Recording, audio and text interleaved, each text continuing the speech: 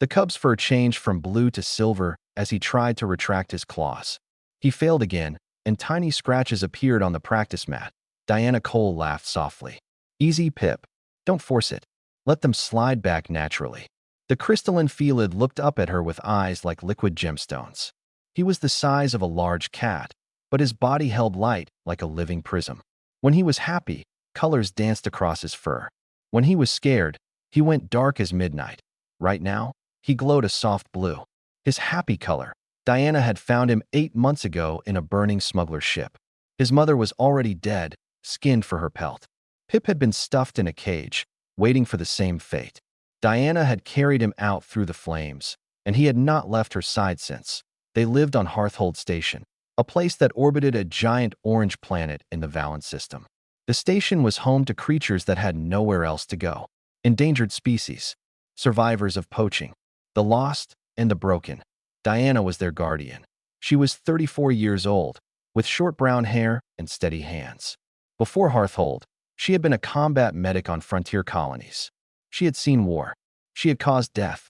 Now she spent her days feeding orphaned aliens and singing lullabies to traumatized creatures. The other station residents watched her with quiet wonder. Humans were known across the galaxy as deathworlders. Their planet was a nightmare of extreme weather, deadly predators, and constant danger. Humans were tough, violent, and unpredictable. Yet this one read bedtime stories to a cub whose species had been hunted almost to extinction. Ren, the station administrator, stood in the doorway watching them. He was Malvari, tall and gray with 4 arms. He had worked with humans before and trusted none of them. But Diana was different. He had seen her kill 3 poachers 2 years ago when they tried to raid the station. She had been fast and brutal and terrifying. Then she had walked back to the nursery, washed the blood from her hands, and spent the night comforting a frightened creature. Humans, Ren had decided, were impossible to understand.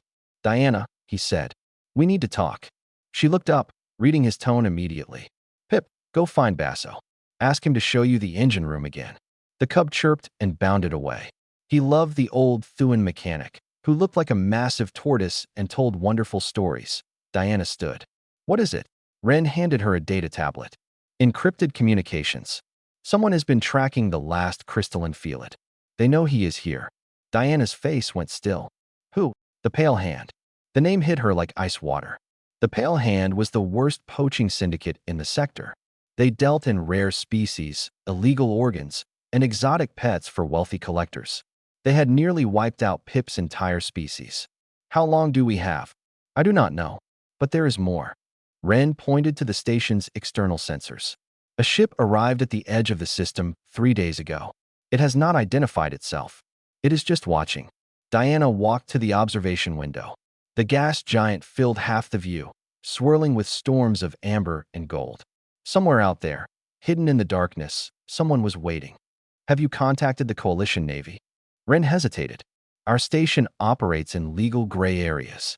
We rescue species that some governments consider property. If the Navy investigates us, they might shut everything down. And if the Pale Hand attacks? Ren had no answer. Diana stared out at the stars. She thought about Pip, his fur shifting colors as he slept. She thought about his mother, dead in a cage. She thought about her own past, the names tattooed on her left arm. The people she could not save. She would not add Pip to that list. Contact the Navy, she said. Whatever it costs, whatever we lose, it is better than the alternative. Ren nodded slowly. And if they cannot arrive in time? Diana did not answer. She did not need to. That night, she sat in the nursery with Pip curled against her chest. His fur pulsed with gentle light as he dreamed. She stroked his head and hummed an old Earth song, something her mother had sung to her long ago. Basso found her there, his shell creaking as he settled nearby. You are worried, he said. Yes. The cub feels it. His kind are empaths.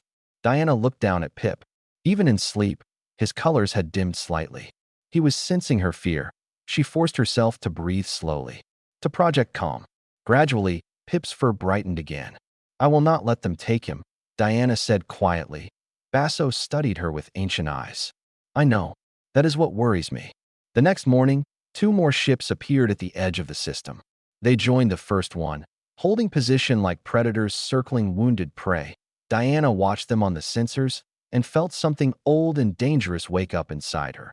She had tried so hard to leave that part of herself behind, but some things were worth fighting for. Some things were worth dying for. She began to prepare.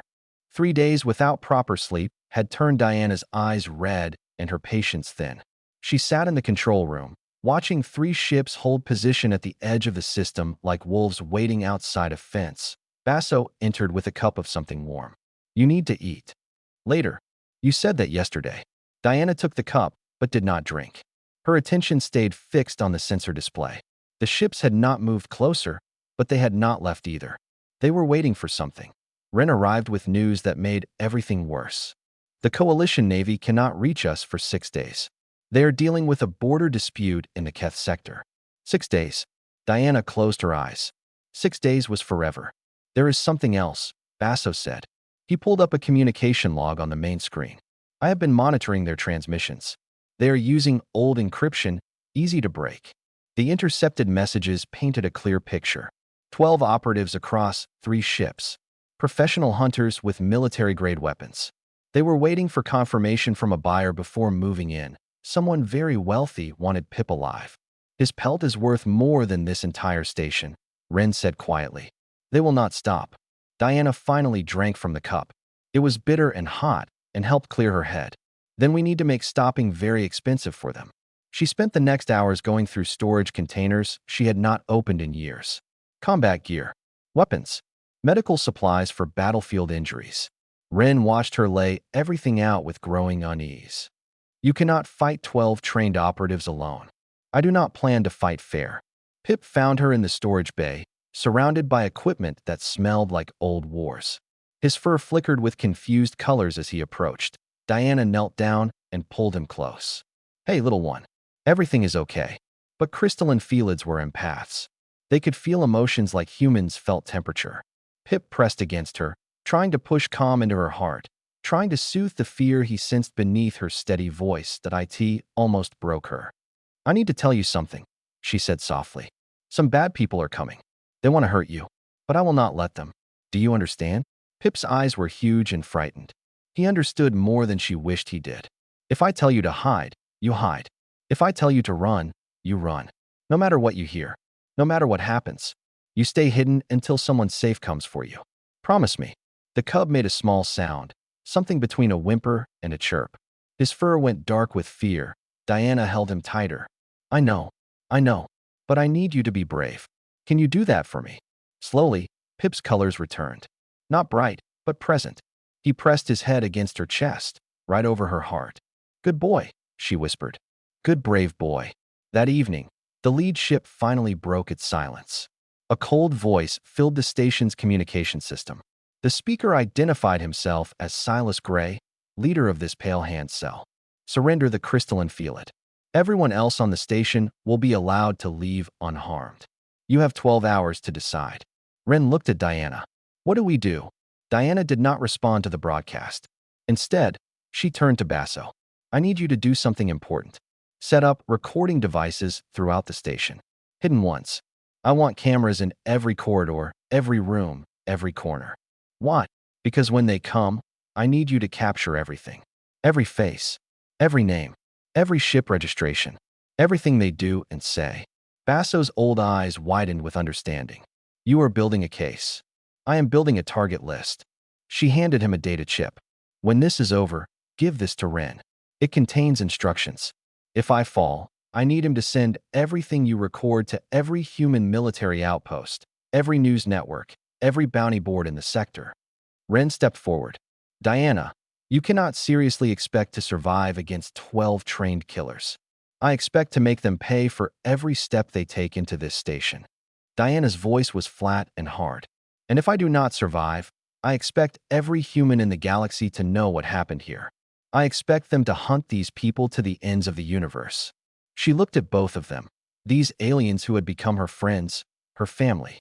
Humans have long memories. We do not forgive easily. And we never, ever forget when someone hurts our children. "Pip is not human," Ren said softly. Diana smiled, but there was no warmth in it. "He is mine. That is enough." The 12 hours began to count down.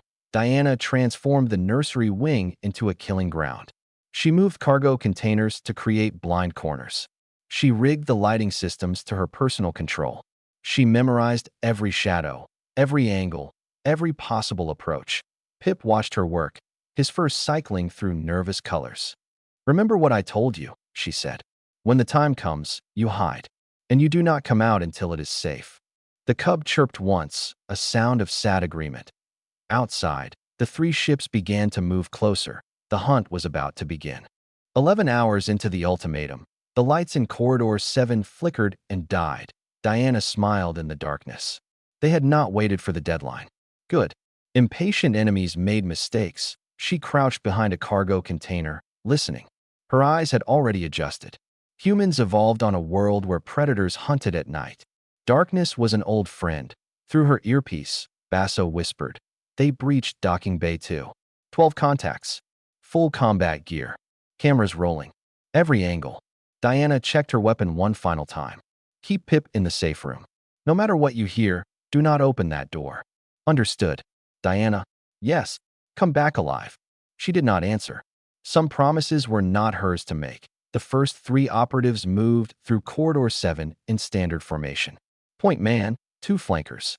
Professional spacing. Good discipline. IT would not save them. Diana dropped from the ceiling vent onto the point man before he could raise his weapon. Her knife found his throat. The 2 flankers spun toward the sound, but she was already moving. The darkness swallowed her, and 2 more bodies hit the floor. Point 3 down. 9 to go. Somewhere on his ship, Silas Gray watched through his operative's helmet cameras.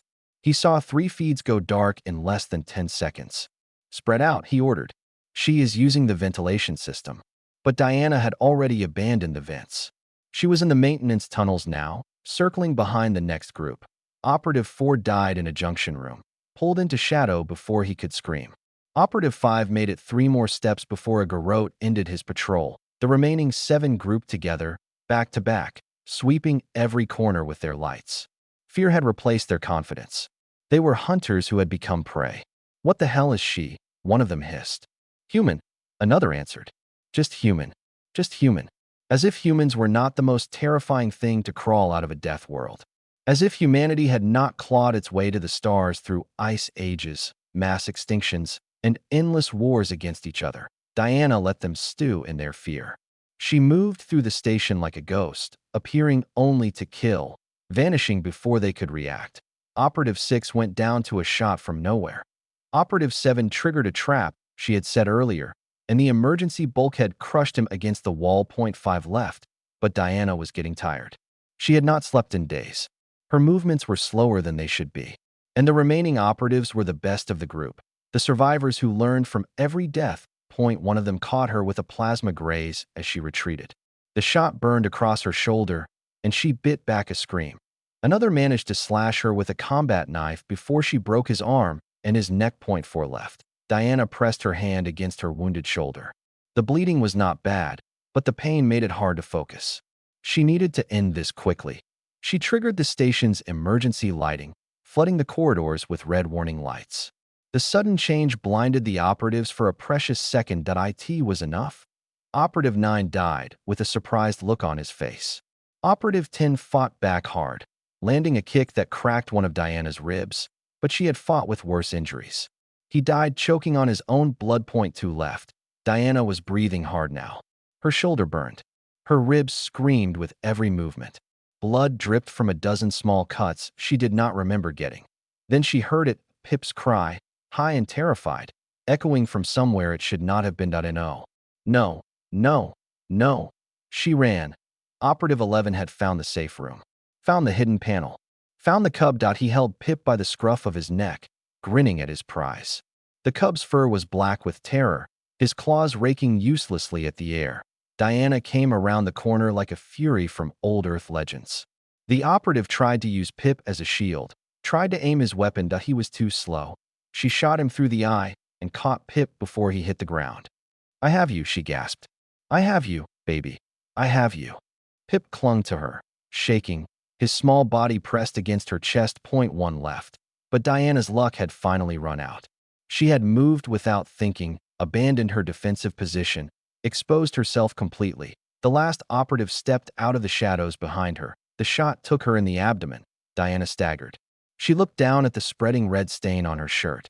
Then she looked at the man who had shot her. She killed him with her last bullet. Point 12 down. But the leader was still out there. Silas Gray was still coming. And Diana was dying. She pressed her hand against the wound and started walking. She needed to get Pip somewhere safe. She needed to finish this point one more. Just one more. Then she could rest. Diana made it to the central core before her legs gave out. She collapsed against the sealed door, leaving a red smear on the metal. On the other side, Basso and Ren were barricaded with the other creatures. Diana. Basso's voice came through the intercom. Let us open the door. We can help you. No. She coughed, and blood flecked her lips. He is still out there. If I come in, he follows. Keep it sealed. You need medical attention. I need you to keep recording. She pulled Pip closer. The cub's fur was still dark, still terrified. Did you get everything? Every face. Every name. Every death.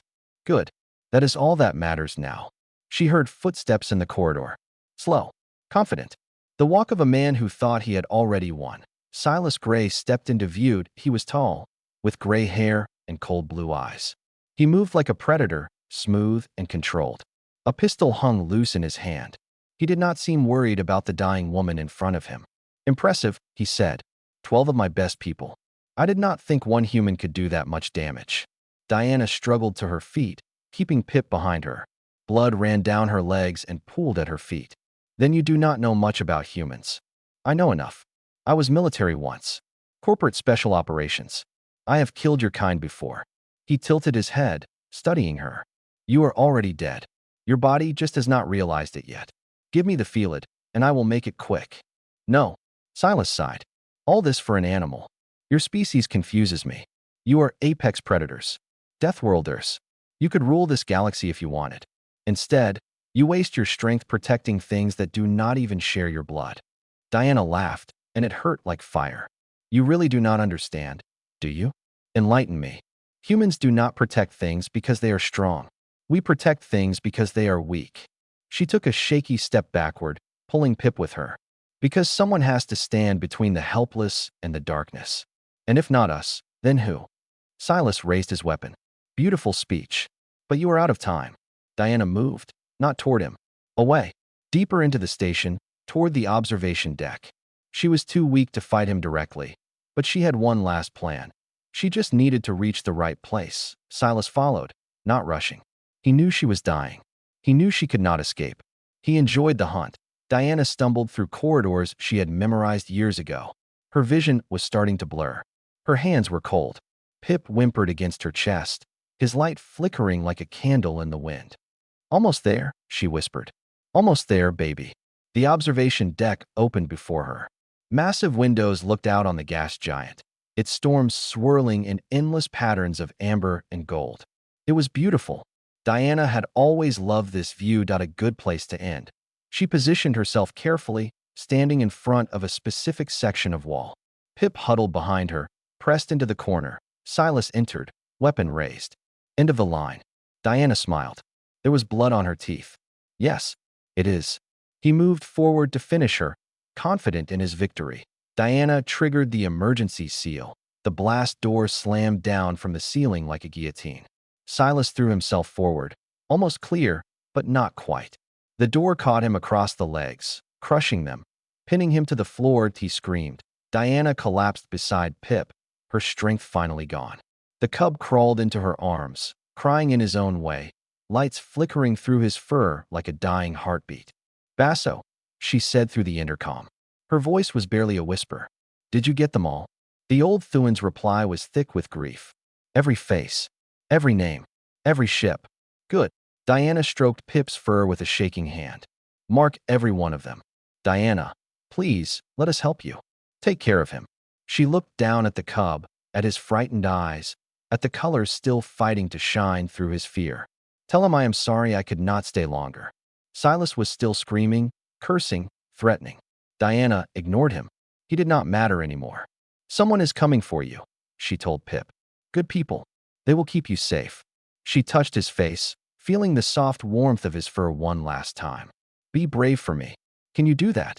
Pip pressed against her, pushing as much love and comfort as his small body could hold into her fading heart. "Good boy," Diana whispered. "Good brave boy." Her eyes stayed open. Deathworlders faced the end without looking away.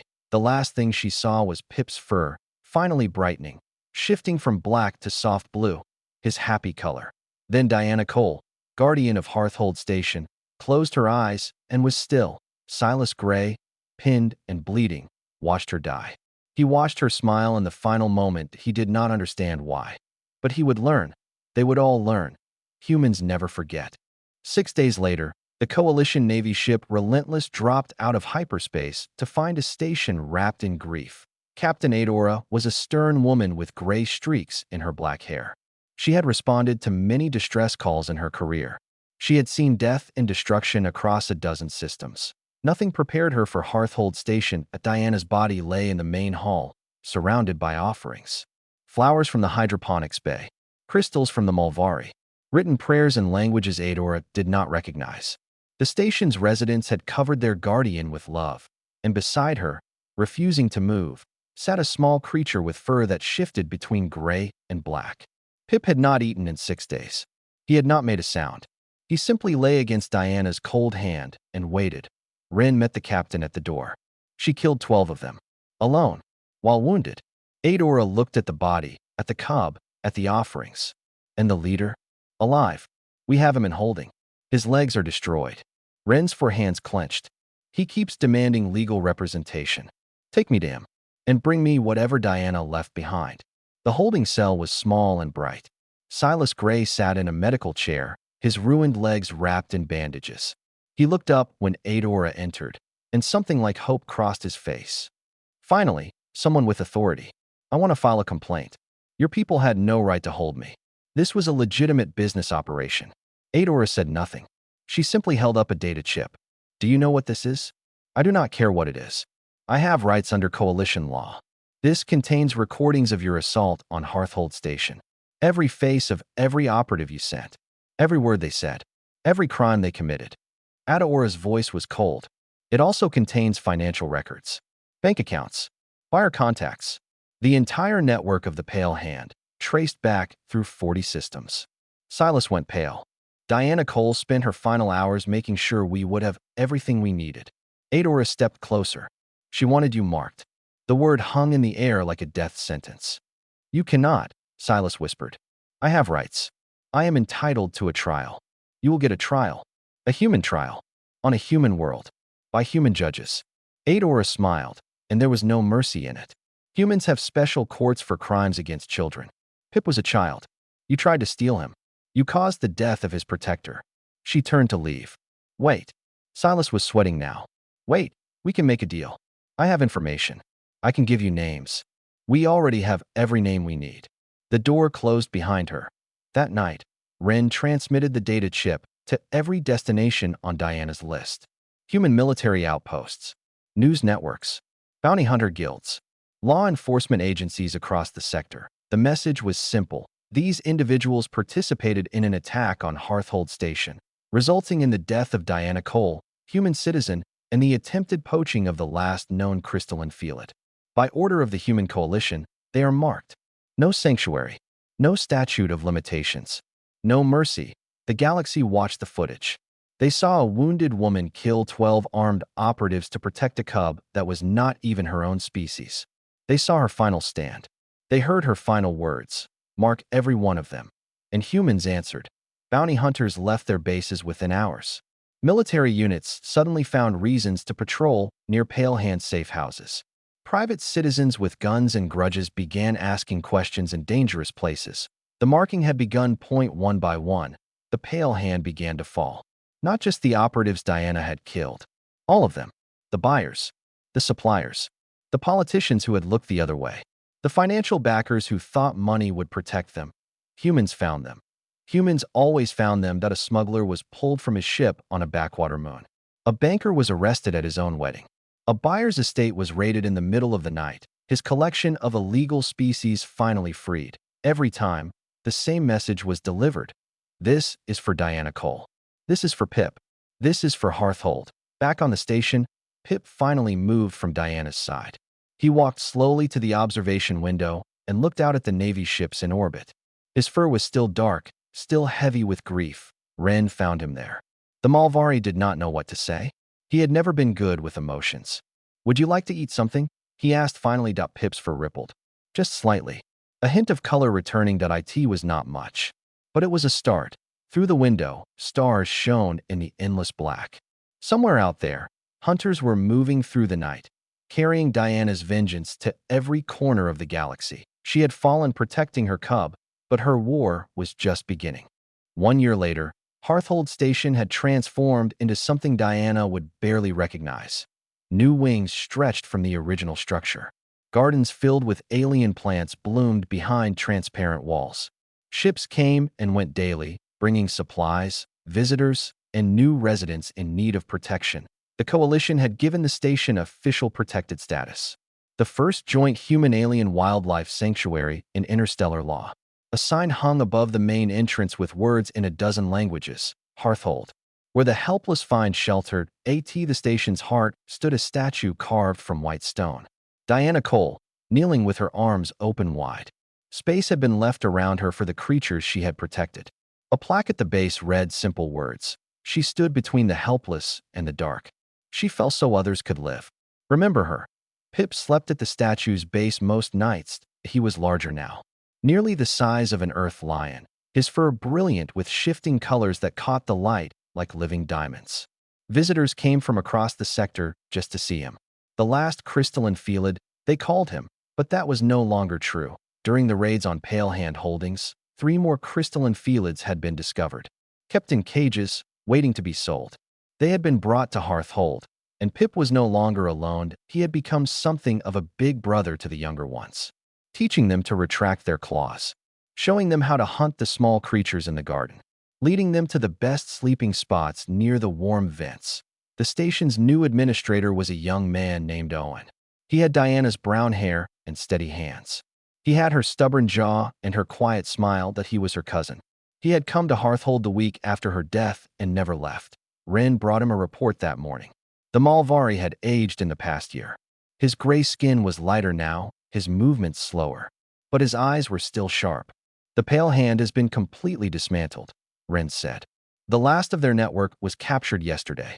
A communications officer hiding on a mining station in the Outer Rim." Owen read the report without expression. "And Silas Gray? Serving consecutive life sentences on a prison asteroid. He will never see open space again." Owen nodded slowly. He had watched the trial. He had seen the footage of Diana's final stand played in court. He had watched Silas Gray's face when the judges pronounced sentence. The man had finally understood why Diana had smiled at the end. She had known what was coming for him. For all of them. "There is something else," Ren said. He handed Owen a data tablet. "The Malvari Council has issued a formal reclassification of human status." Owen raised an eyebrow. "What were we before? Dangerous, unpredictable species. And now, valued coalition partners." Ren paused. "The official reason involves diplomatic relations. The real reason is simpler, which is humans protect their own." Ren looked at the statue of Diana, at the creatures playing in her shadow. "And once they adopt you, you become their own." That evening, Owen found Pip at the observation window. The crystalline Felid's fur glowed soft blue as he watched the stars. "You miss her," Owen said. Pip turned, and something ancient and knowing looked out of his eyes. He was not just an animal. His kind had depths that humans were only beginning to understand. He pressed against Owen's side in response. The meaning was clear, yes. Always, Owen sat with him. They watched the gas giant turn slowly in the void, its storms painting patterns of amber and gold across the darkness. "She is still out there, you know." Owen's voice was soft. "Every time someone thinks twice about hurting something helpless. Every time a poacher hesitates because he remembers what happened to the Pale Hand. Every time a hunter chooses not to pull the trigger." He looked at the statue, at the offerings still piled around its base. "That is her. Still protecting. Still watching." Pip's fur shimmered. Blue and silver. Happy colors that a message alert chimed on Owen's tablet. He read it, his expression growing serious. Another report. Another poaching ring. Another endangered species targeted by those who saw living creatures as products to be bought and sold. Owen looked at Diana's statue. He looked at Pip. He looked at the stars where hunters had once come to take what was not theirs. Then he began making calls. This is Owen Cole, Hearthold Station. I am transmitting coordinates of a suspected trafficking operation. Requesting human military response. These creatures are under our protection. He paused, listening to the reply. A smile crossed his face. Yes, mark them. Pip's fur blazed with light. Brilliant blues and silvers cascading across his body like fireworks. Somewhere out there, ships were changing course. Hunters were loading weapons. Humans were answering the call. Diana had fallen, but her legacy lived on. The work continued.